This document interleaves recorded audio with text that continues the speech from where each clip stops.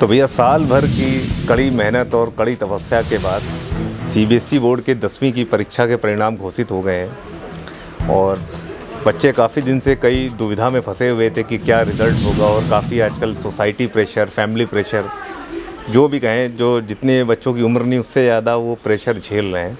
इन सब की परिस्थितियों से निकलते हुए भी हर बार टॉपर हमारे सामने आते हैं। तो आज भी हमारे साथ 3 टॉपर हैं जिन्होंने पूरे इंडिया में टॉप किया हुआ है हमारे। और सबसे इंटरेस्टिंग बात ये है कि ये जो टॉपर हैं ये एक ही परिवार के ही हैं, 3 लोग हैं, जिसमें आप देख सकते हैं कि अलग अलग एज ग्रुप के लोग हैं। जिसमें कि एक लड़का है, उसके चाचा हैं, उसके मामा जी हैं, और इतनी उम्र में भी उन्होंने टॉप किया क्योंकि पढ़ाई में काफ़ी गैप आ चुका था। तो चलिए बातचीत की शुरुआत करते हैं और मिलते हैं और ये बताएंगे, अपनी स्ट्रैटेजी भी बताएंगे कि हाई स्कूल की पढ़ाई में क्या क्या इन्होंने कदम उठाए और क्या क्या इन्होंने सावधानियां रखी जिससे इनको सफलता मिली है।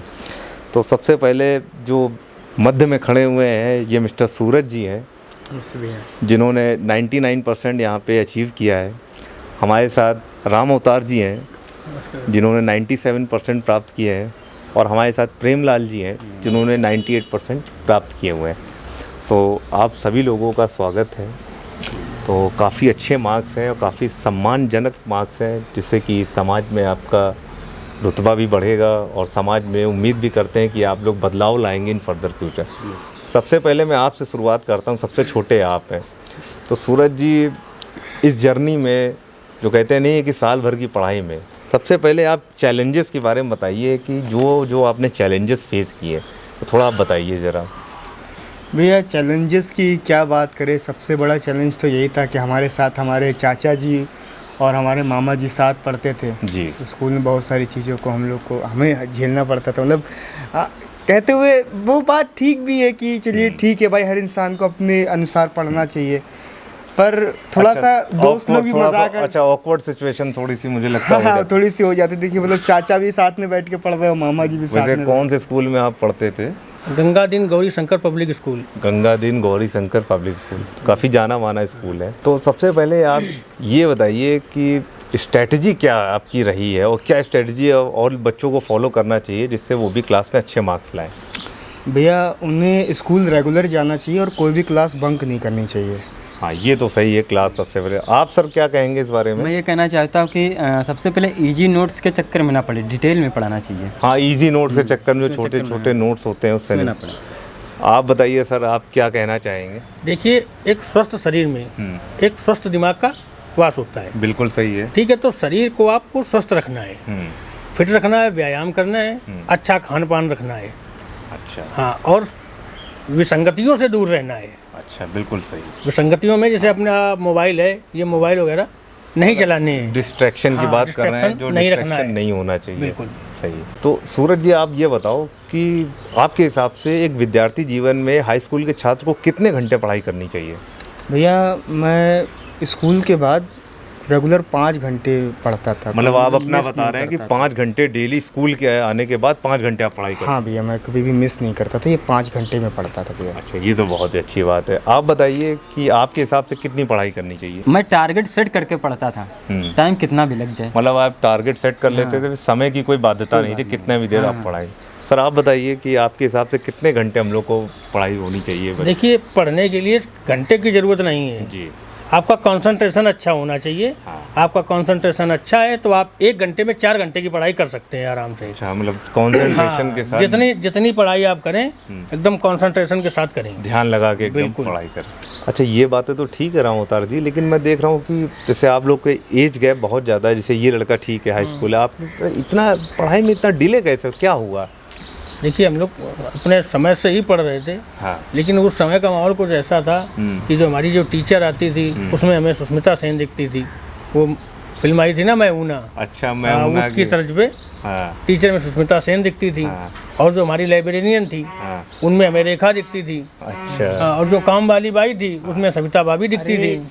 क्या बोलते हो? अरे ठीक है, थोड़ा बताने दीजिए थोड़ा सा। ठीक है। और क्लास में हमारी एक लड़की थी मंजू नाम की। अच्छा।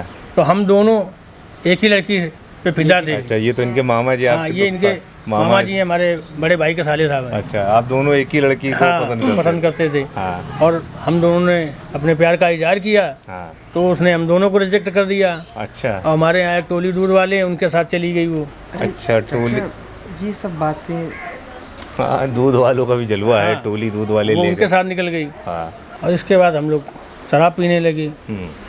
और एक दिन शराब के नशे में हमें मैडम में सुष्मिता सेन नजर आ गई। ऐसा लग रहा कि उनका पल्लू उड़ रहा है। अच्छा। तो हम लोगों ने उनका पल्लू पकड़ लिया। हाँ।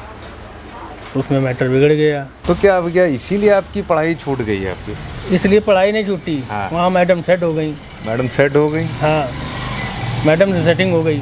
अच्छा, फिर? हाँ, फिर इसके बाद पता चला कि वो जो मैडम के हस्बैंड हैं, हाँ। वो आर्मी में कर्नल हैं। अच्छा, वो मिलिट्री मैन की वो वाइफ थी? हाँ। हाँ। अब वो आए, हाँ। उन्होंने देख लिया, हाँ। तो उन्होंने फिर गिरा के मारा हम लोगों को।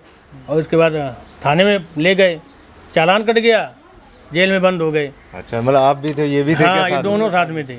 अच्छा, तब आपकी पढ़ाई डिस्टर्ब हो गई? वहाँ से फिर पढ़ाई हमारी चली गई। इसके बाद जब हम छूट के आए, हाँ। तो फिर पिताजी ने बोले कि भाई क्या है, तुम्हारा सिस्टम को समझ में आया, ज़िंदगी में तुम कुछ कर नहीं पाओगे। फिर हमारे भतीजे ने भी थोड़ा मोटिवेट किया अरे नहीं चाचा, कि नहीं चाचा, आप अभी पढ़ सकते हैं। नहीं, बिल्कुल सही। देखिए, पढ़ाई लोगों की ने- कोई उम्र नहीं होती है राम अवतार जी, मैं आपको सीधी बात बताऊं। तो हम लोगों ने फिर से एडमिशन ले लिया बिल्कुल सही, बहुत अच्छा और आज किया। टॉप भी किया। और top- पिताजी के सपने साकार कर दिए। नहीं, ये बहुत अच्छा लग रहा है कि ये एक पीढ़ी, मतलब जितनी आपका अनुभव होता तो आपका भतीजा उतना बड़ा है। अच्छा, देखिए, मैं थोड़ा सा आप लोगों के साथ एक रैपिड फायर खेलना चाहूँगा, क्योंकि आपने टॉप किया है। तो मेरे कुछ बहुत मामूली से सवाल हैं, मैं चाहूँगा उसका आप एक एक जवाब दें। सबसे पहले सूरज जी, आपसे शुरू करते हैं। आप ये बताइए कि मनुष्य के शरीर में अगर आयोडीन की कमी होगी तो कौन सी बीमारी से ग्रसित हो जाएगा? आयोडीन मेरे ख्याल से शायद उसकी प्लेटलेट कम हो जाती हैं। नहीं, प्लेटलेट कम नहीं होती। मैंने टीवी में देखा था। हाँ। वो आयोडीन से दिमाग तेज होता है, दिमाग मतलब दिमाग की कमजोरी होती है अरे आयोडीन की नहीं कमी भैया, होने वो से। तो घेंगा, वो क्या गोटर बीमारी होती है। चलो, आप भूल गए होंगे, एक महीने रिवीजन नहीं किया होगा।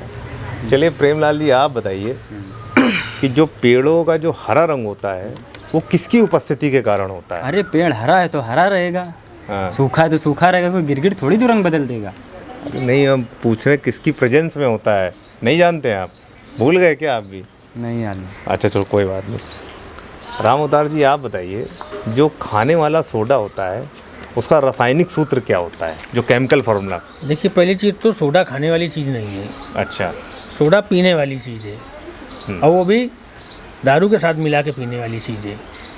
विस्की में मिला के पियो या रम में मिला के पियो। और केमिकल फार्मूला छोड़ो, हाँ सोडा में ये देखना है कि कौन सी ब्रांड का सोडा सबसे अच्छा है, बस। यार, आप चलो, अच्छा ठीक है। अच्छा, आप ये बताइए सूरज जी कि प्रतिरोध क्या होता है? प्रतिरोध निरोध होता है। अरे, प्रतिरोध निरोध होता है? हाँ, निरोध जनसंख्या निरंतर करने में प्रतिरोध साबित होता है ना, इसीलिए। अरे, आप सवाल नहीं समझे शायद मेरा। चलिए कोई बात नहीं। अच्छा, आप चलिए प्रेमलाल जी, आप बताइए कि आंगन के पार द्वार ये किसकी रचना है? डिपेंड करता है द्वार किस चीज़ का है। अगर लकड़ी का है तो बढ़ई का है, अगर लोहे का है तो लोहार का है। अरे नहीं, ये नहीं, वो चलिए अच्छा छोड़ो। आप राम अवतार जी से पूछते हैं कि बिहारी किस युग के कवि हैं? बिहारी कब से कवि हो गए यार, वो तो चाट का ठेला लगाता है। अब एक नंबर का नशेड़ी है, सुबह 6 बजे ठेके पे खड़ा हो जाता है। अरे, वो कवि कब से बन गया? आप किसकी बात कर रहे हैं? कौन अरे जाट- हमारे यहाँ बिहारी रहता है। अरे, ये मोहल्ले वाले बिहारी की बात नहीं इन्हीं की कर बात कर रहे हैं। अरे, इसकी बात थोड़ी कर रहे हैं। आप लोग सवाल नहीं समझ रहे हैं क्या? छोटे छोटे रैपिड फायर सवाल हैं। चलिए, जो सूरज जी, आप अमीर खुसरो की रचना के बारे में बताइए। अमीर खुसरो छोड़िए आप, हम आपको सिर्फ रचना के बारे में बताते हैं। रचना के बारे में? अरे हाँ, हाँ, हाँ। वो हमारे क्लास से पढ़ती थी। हाँ। एक नंबर का टपियल माल थी, टपियल। क्या टपियल अपियल पूछो, क्या पूछ रहे हैं, क्या बता रहे हो यार, बिल्कुल गल ठरकी बना कर। चलिए, अच्छा प्रेम जी, आप बताइए, जातिवाचक संज्ञा बताइए क्या होता देखिए, आप जातिवाद की बात मत करिए। हाँ। क्योंकि जातवाद से हमें कोई लेना देना नहीं है। है? अरे, जातिवाचक संज्ञा पूछ रहे हैं, जाति सूचक नहीं पूछ रहे हैं। इससे कोई मतलब अरे चलो, अच्छा राम अवतार जी, चलो अच्छा, आप A+B का होल स्क्वायर फॉर्मूला बता दो आप। A+B का होल स्क्वायर ज़्यादा तो नहीं याद है, लेकिन शायद 2AB 2 बार आता है। एक बार मोदी जी बता रहे थे। अरे भैया, 2AB 2 बार कहाँ आता है? A² + B² + 2AB नहीं तो होता है। नहीं, मोदी जी बता रहे थे 2 बार आता है। तो मोदी जी कुछ भी कह देंगे तो मान लोगे क्या यार? चलो अच्छा ठीक है यार, देखो सब्जेक्ट वाले सवाल बहुत हो गए। चलो कुछ मुहावरा पूछता हूँ मैं आपसे, ठीक है ना? चलिए आप बताइए, नाच ना जाने आंगन टेढ़ा का मतलब बताइए। इसका मतलब ये है कि एक लड़की ने नाच नाच के अपना आंगन टेढ़ा कर लिया है, तो उससे बोला जा रहा है अब मत नाच क्योंकि तेरा आंगन टेढ़ा हो गया है। तेरा आंगन टेढ़ा हो गया क्या भैया? आंगन उसका टेढ़ा हो गया? हाँ हाँ, आंगन टेढ़ा हो गया है। अरे तुम रही नहीं तो अच्छा। चलो अच्छा आप बताओ प्रेम जी, घर की मुर्गी दाल बराबर, ये मुहावरे में आप क्या बताएं, इसका अर्थ समझाइए पहले। घर की मुर्गी दाल बराबर। अगर घर की मुर्गी को अगर दाल आप बराबर खिलाते रहेंगे तो आपको अंडा देती रहेगी। अगर नहीं देंगे तो पड़ोसी घर में अंडा दे देगी। क्या बोल रहे हो भैया, तुम लोग कुछ भी बताए पड़े हो यार। चलो अच्छा आप प्रजनन तंत्र बताइए पेड़ों का, रिप्रोडक्शन सिस्टम ऑफ प्लांट। यार पेड़ों का क्या बताएं, प्रजनन सिस्टम जानना है तो इंसानों का जानिए। एक आदमी चाहिए, एक औरत की ज़रूरत होती है, तब प्रजनन होता है। पेड़ों में क्या है, सबको तो उसी में है। अरे सब उसमें अलग क्या है, क्या बताएं तुम्हें? उसमें एक पेड़ लगा तो उसी में नर भी है, उसी में मादा भी है। अरे नर मादा कहाँ भैया, कुछ भी बता रहे हो ये। बिल्कुल। या मुझे डाउट हो रहा, तुम लोग कौन हो यार? पहले ये बताओ, एक सवाल का जवाब नहीं दे पाए। 97 ये मालिक किसने पहनाए तुमको, पहले ये बताओ। तो ऐसा यार मुझे सच सच बताओ कि तुम लोग हो कौन यार? बहुत देर से बकैती हो गई, ये आंगन टेढ़ा कर दिया लौंडिया का इसने। ये कहीं अंडा निकाल रहा है, ये कहीं कुछ निकाल लो। कौन हो भैया, हमको ईमानदारी से बताओ। देखिए ऐसा है, हाँ हमें देना था इंटरव्यू। हाँ। ये हमारा चेला है, इसने बताया हम्म। कि बीसी सेंटर के पत्रकार हैं, उनको एक फ़ोन करो, वो दीपक भाई तुरंत दौड़ के आते हैं। और ये माला कहाँ से आ जाएगी? ये फिर हम लोग तीनों लोग गए, हाँ 30 रुपए के मालाएं खरीदे, हाँ। पहने, आपको कॉल किया और आप आ गए। हम लोगों ने इंटरव्यू दे दिया, हमारा काम हो गया, अब हम चलते हैं।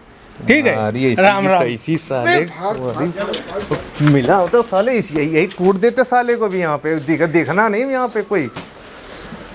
दोस्तों थोड़ा सा गलत फहमी हो गई, ये पता नहीं 3 फ्रॉडियल लोग, मुझे फ़ोन आया था कि यहाँ पे 3 टॉपर हैं, लेकिन 3 टॉपर ना बन के वो टीवी पे आने के लिए इन लोगों ने पूरा ये प्रपंच रचा था। खैर कोई बात नहीं, मिलवाएंगे हम आपको ज़रूर, जो रियल टॉपर होगा उससे हम ज़रूर मिलवाएंगे। और बने रहिए आपके अपने शो बीसी सेंटर में। मिलेंगे अगले एपिसोड में नई बीसी के साथ, तब तक जय हिंद दोस्तों।